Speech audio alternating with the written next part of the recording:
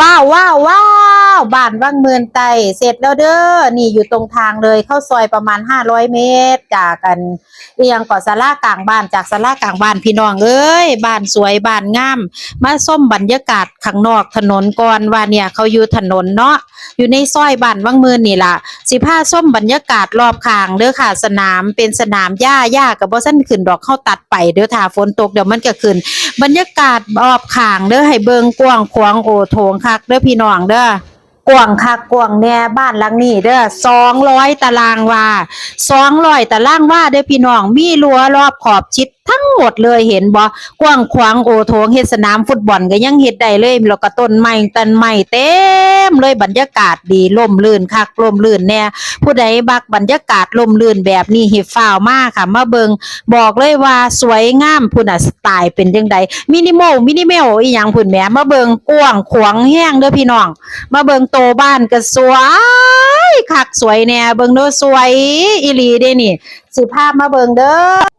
ไปที่นี่สิพาไปเบิ่งข้างในเห็นบ่คุณยายกับมายายมาอวยพรเนาะคนอยู่แล้วจะเฮงๆปังๆล่ำๆรวยๆเด้ยายมาอวยพรในบ้านเนาะบ้านหลังนี้นี่3ห้องนอน2ห้องน้ำ1ห้องโถงแถมมีครัวฝรั่งอยู่ข้างหลังพุ่นเด้เดี๋ยวสิพาไปเบิ่งท้ายๆคลิปให้เบิ่งบรรยากาศรอบข้างรั้วนี่เฮ็ดแล้วเรียบร้อยทั้งเบิดเลยแล้วก็ข้างบ้านกว้างขวางโอโถ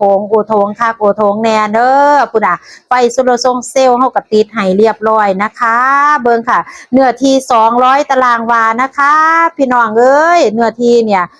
200 ตารางวาค่ะ200 ตารางวามาเบิ่งข้างบ้านค่ะเห็นไหมข้างบ้านเราทำดีมากเลิศพุ่นน่ะเห็นบ่ข้างบ้านก็รู้ล่ะ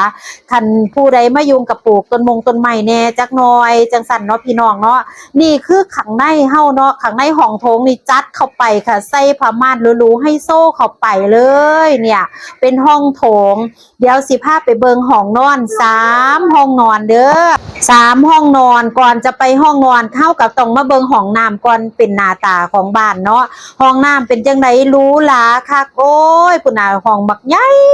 ห้องน้ำก็ได้ห้องบักใหญ่กุหลาบแล้วเด้อพุ่นน่ะมีหอดกุหลาบให้น้ำเด้อพุ่นน่ะอันนี้เป็นกระเบื้องอย่างดีเลยนะคะติดไว้ให้เรียบร้อยแล้วในห้องน้ำนะคะพี่น้องจ๋าทีนี้สิพาไปเบิ่งห้องหน้าเด้อห้องข้างหน้าจะมีห้องแรกก่อนนะคะอันนี้ไว้ห้องสำหรับสวีทวิวผู้หน้าห้องมักใหญ่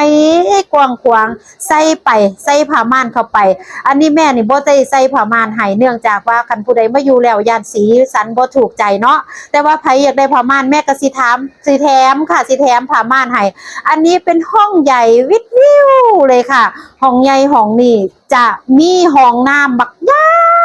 บ่อยากเว้าคำว่าใหญ่คักใหญ่แน่เบิ่งได้สวยงามพื้นเห็นบ่สวยหรูหมาเห่ามากเลยบอกเลยหรูหราหมาเห่ามากอันนี้เบิ่งด้วยนำเสนอคักๆนำเสนออันนี้เป็นห้องใหญ่ห้องโถงเด้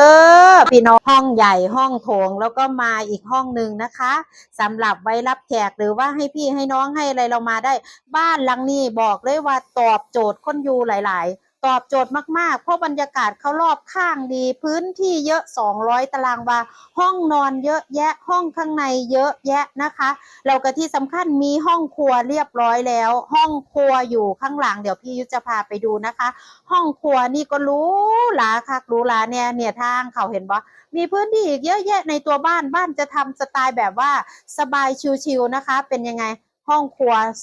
กว้างขวางโอโถงบอกเลยถ้าอยู่แล้วตอบโจทย์คือไม่อึดอัดไม่แออัดบ่อีหยังทั้งสิ้นกระโดดโลดเต้นได้เลยบ่ต้องย่านว่าโอ้ยมันแคบจังซั่นจังซี่จังซี่นะบ่ต้องย่านเลยแล้วก็มาเบิ่งข้างหลังเห็นไหมข้างหลังรั้วเรียบร้อยหมดแล้วเราก็จะมีอีหยังถนนหนทางข้างหลังเฮาอีกเด้อเห็นไหมข้างหลังกว้างๆเอ้าไหนๆก็มาแล้วนะคะสิบอกราคาก่อนเด้อบัตรราคาเด้อจะอยู่ที่1,690,000 บาทนะคะ1,690,000 บาทนะคะ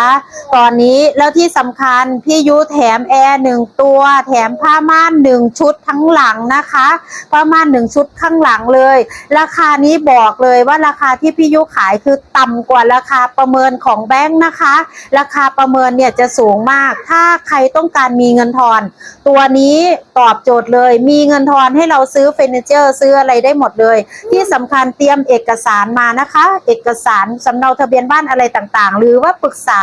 เรื่องเครดิตกับพี่ยุได้เลยเดี๋ยวพี่ยุจัดการบริการให้นะจ๊ะที่รักโอเคเด้อ